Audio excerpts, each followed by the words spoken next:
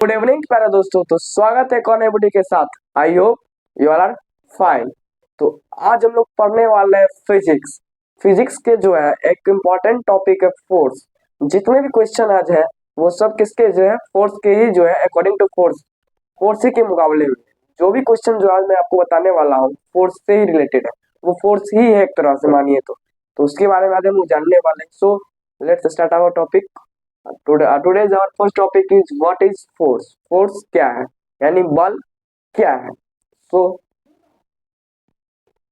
और अभी तो रुको, क्लाइमैक्स अभी बाकी है। force means बल।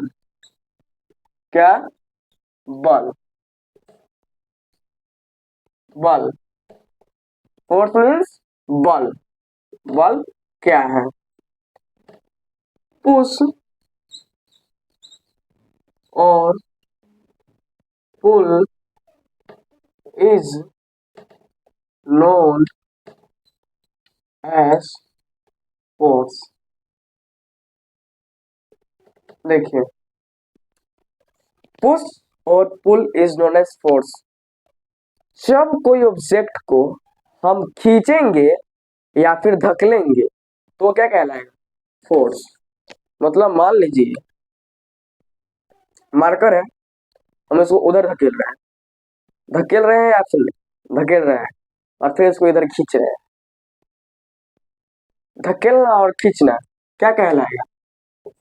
फोर्स कहलाएगा। धकेलना और खींचना क्या कहलाएगा? फोर्स कहलाएगा। यानी पुश और pull is known as force. Push means धकेलना और पुल मीन्स खींचना। धकेलना और खींचना दोनों क्या कहलाएगा?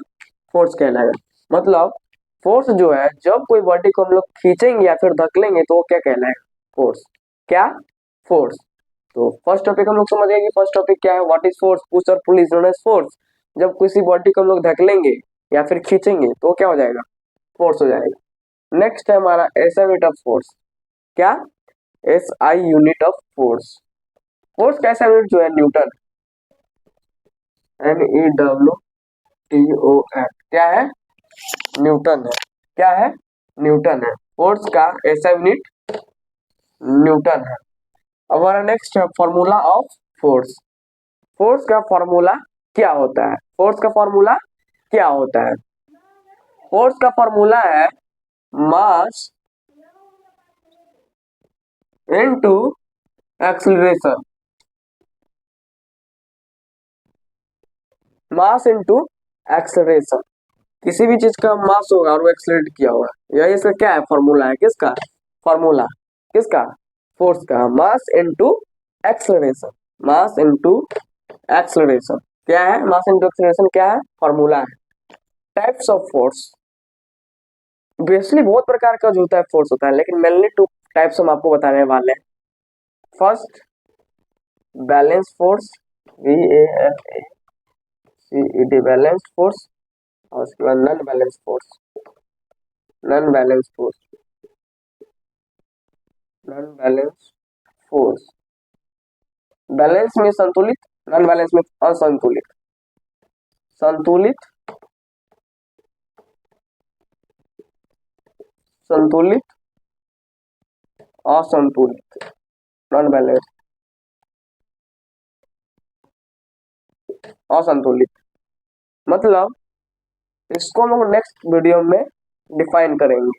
जो बैलेंस फोर्स क्या होता है, नॉन बैलेंस क्या होता है। इतना जान लीजिए कि फोर्स के दो मेनली टू प्रकार से होते हैं, दो टाइप्स है, balance force, non balance force. और नेक्स्ट टॉपिक है effect of force. Effect of force. Effect मतलब कि उसका कोई प्रभाव होगा, फोर्स मतलब बल। जैसे देखिए, अ force can change the moving body, direction of a moving body. Force जो होता है